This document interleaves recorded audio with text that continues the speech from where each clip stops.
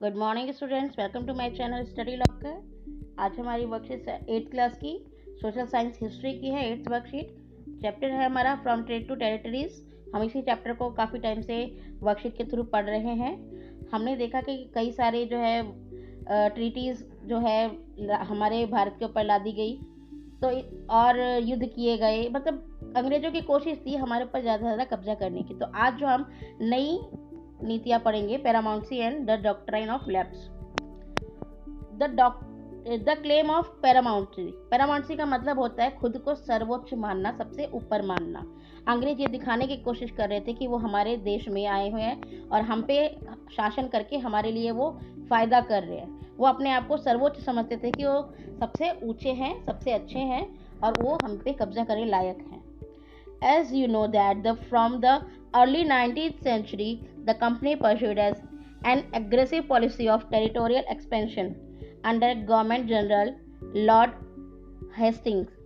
A new policy of paramountcy was initiated.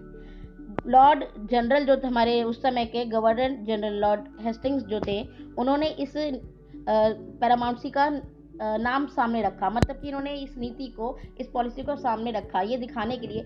Actually ये ना psychologically तोड़ने की कोशिश की गई थी। अगर आप किसी को बार बार बोलते हो कि तुम जो है झूठे हो, तुम ये करते हो, तुम ये नहीं कर सकते, तो उसका मॉरल जो है वो डाउन होता है। तो भारतीय लोगों का, इंडियन जो पीपल्स थे, उनका मोरल डाउन करने के लिए पैरामाउंट्सी का इस्तेमाल किया गया। ठीक, now the company claim that its authority was paramount और supreme, hence its power was greater than that the Indian states. वो ये दिखाने की कोशिश कर रहे थे कि हमें अधिकार मिला हुआ है कि यहाँ पर हम कब्जा करके शासन करें। In order to protect its interests, it was justified in annexing or threatening to annex any Indian kingdom. This view continued to guide later British policy as well. वो ये दिखाने की कोशिश कर रहे थे कि हम जो हैं यहाँ पे कब्जा करने लायक, हमारे पास अधिकार है। और हमें आगे भी नज़र आता है कि वो अपने आप को अंग्रेज अपने आप को हिंदुओं, यहाँ पे भारतीयों के मुकाबले बहुत ज़्यादा खुद को सुप्रीम समझ रहे हैं। उनका कोशिश यही है कि भारत के लोगों के ऊपर ज़्यादा से ज़्यादा कब्जा वो कर सके। ठीक, लेकिन हम लोग भी ऐसे तो थे नहीं कि उनकी सिर्फ सुनते रहें। कुछ भारत के लोगों ने भी रिवॉल्ट करे, जैसे कि Rani Chennamma. This process however did not unchallenged. ऐसा नहीं था कि इसका कोई विरोध नहीं हुआ। For example, when the British tried to annex the small state of Kittur, जो अभी कर्नाटका में कित्तूर है, रानी मतलब वहां पर अंग्रेज जो है कब्जा करने की कोशिश कर रहे थे। Rani Chennamma took to arm and led an anti British resistance movement. Okay, तो हम देखते हैं कि रानी चेन्नम्मा जो है वो अंग्रेजों के खिलाफ जो हथियार उठाती है। She was arrested in 1824 and died in prison in 1829. उनको अरेस्ट कर लिया गया और 1829 में वो उनकी डेथ हो गई। बट रायना नाम का चौकीदार था, जो कि सिंगौली इन कित्तूर का ही वो जो है वहाँ का रहने वाला था। उसने इस विरोध को जारी रखा। ठीक, with popular support he destroyed many British camp and records. उसको काफ़ी लोगों का सपोर्ट मिला और उसने जहाँ पर ब्रिटिश रहते थे उस जगह जा कर के उस जगह को नष्ट करने की कोशिश की और जो वहाँ के डॉक्यूमेंट्स थे उनको भी नष्ट किया। He was caught and hanged by the British in 1830। 1830 में उसे पकड़ा गया और फांसी पर चढ़ा दिया गया। There were several other cases of resistance. विरोध के और भी बहुत सारे केसेस यहाँ पे हमें नजर आते हैं। अगर आप रानी लक्ष्मीबाई का नाम जानते हो, नाना साहेब का जानते हो, नवाब वाजिद अली का नाम जानते हो, तो ये सारे जो है वही विरोध हैं जो कि अंग्रेजों के इस नीतियों के खिलाफ हुए थे। ठीक, in the late 1830s the East India Company became worried about the influence of Russia. Russia के इन्फ्लुएंस से अब जो ईस्ट इंडिया कंपनी को 1830s में डर लगने लगा। It imagine that Russia might expand across Asia and enter India from the north west. उन्हें ऐसा लगने लगा कि कहीं रशिया जो है नॉर्थ वेस्ट साइड का जो एरिया है वहाँ से भारत के ऊपर प्रभाव ना डालने लगे। उन्हें लगा कि भारत उनके हाथ से ना निकल जाए। Driven by this fear, the British now wanted to secure their control over the northwest. They took over Afghanistan in 1842, Sindh in 1843 and Punjab in 1849. तो इन लोगों ने क्या करा कि इन्हें डर लगने लगा कि कहीं रशिया कब्जा ना करे, तो नॉर्थ ईस्ट का एरिया जो है, नॉर्थ वेस्ट का एरिया है, जो आपने अगर मैप कभी भी देखा हो तो ऊपर आपका नॉर्थ होता है, नीचे साउथ, ये आपका ईस्ट एंड ये एरिया वेस्ट होता है। तो उन्हें डर लग रहा था कि जो ये वाला एरिया नॉर्थ वेस्ट वाला एरिया है, इस साइड से रशिया उनके ऊपर कब्जा ना करे, भारत को उनके कंट्रोल से छुड़ा ना ले या उसके ऊपर प्रभाव ना डाले। तो इधर अफगानिस्तान वगैरह जितने भी ऐसे ऐसे बड़े बड़े क्षेत्र थे उनको इन्होंने अपने कंट्रोल में ले लिया। अब एक नई नीति लेकर आई है, द डॉक्ट्राइन ऑफ लैप्स। इसको हड़प नीति कहते हैं, विलय नीति कहते हैं। इसका काम ये था कि जो क्षेत्र अंग्रेज कब्जे में नहीं ले पा रहे उनको भी कब्जे में करना। अब जैसे कि इन्होंने क्या रूल बनाया, एक रूल इन्होंने बनाया, अगर कोई भी शासक, कोई भी जो किंग है, अगर उसका कोई बेटा नहीं, कोई वारिस नहीं है, वो मर जाता है तो अंग्रेजों के अधीन चला जाएगी संपत्ति। दूसरी उन्होंने पॉइंट बताया कि अगर कोई निसंतान जो राजा मरता है उसके दत्तक पुत्र यानी कि गोद लिए हुए पुत्र को भी राजगद्दी नहीं दी जाएगी। तीसरा बताया कि अगर कोई भी राजा ये मान लिया जाए कि वो अपनी ड्यूटी ढंग से नहीं निभा पा रहा, वो कैपेबल नहीं है, तो उसकी भी क्षेत्र जो है अंग्रेजों के अधीन हो जाएगा। ठीक। The final wave of annexation occurred under Lord Dalhousie, who was the Governor General from 1848 to 1856। 1856 तक हम देखते हैं, 48 से 56 तक लॉर्ड डलहौजी जो है वो गवर्नर जनरल थे। इन्होंने ही इस डॉक्ट्राइन ऑफ लैप्स नीति को इंट्रोड्यूस करा।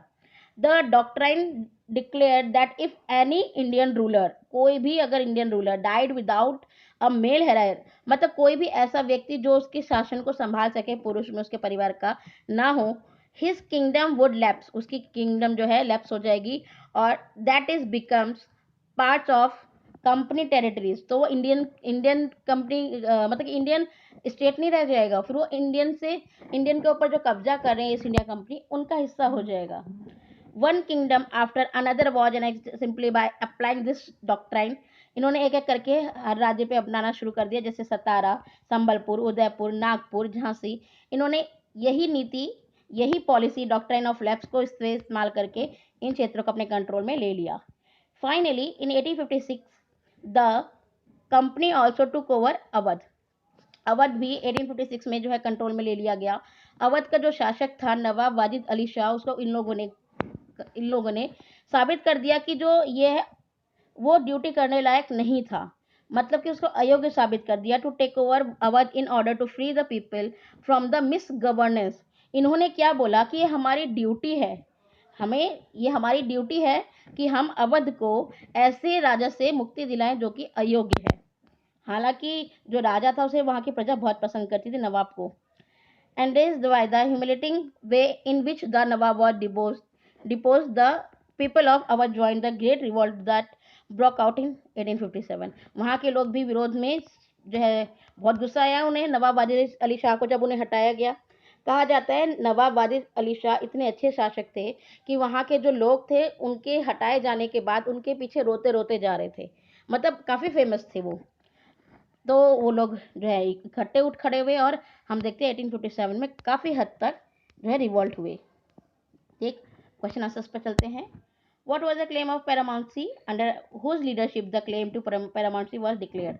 पैरामाउंसी आपको मैंने बता दिया है कि जो ब्रिटिश है वो अपने आप को ग्रेटर समझती थी इंडियन स्टेट के कंपैरिजन में, और वो उनका जो भी उनका काम था, इंटरेस्ट था, वो अपने आप को ये दिखाने की कोशिश करी थी हम सर्वोच्च हैं।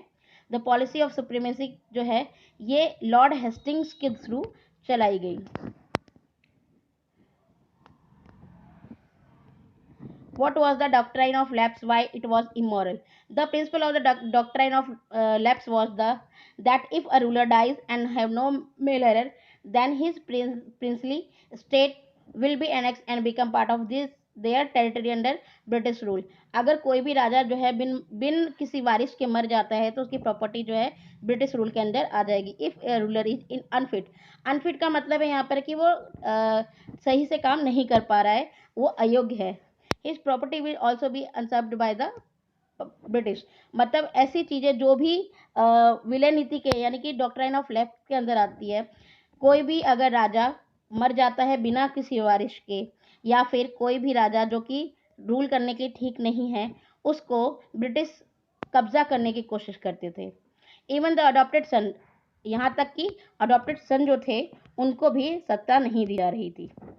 Next question, which South Indian state was tried to be concluded under the claim of paramountcy? What was the result of it? कौन से राज्य को इन लोगों ने हड़पने की कोशिश की थी साउथ इंडियन के? कित्तूर, जो कि अभी कर्नाटक है।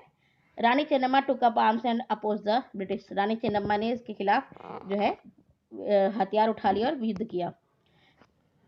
अब हमारा क्वेश्चन आता है, why was the East India company afraid of Russian influence? तो आपका आंसर आपको यहाँ पर ही मिल जाएगा कि रशिया से क्यों ईस्ट इंडिया कंपनी डर रही थी। ठीक है, यहाँ से आप जो है यहाँ तक का आंसर लगा सकते हैं।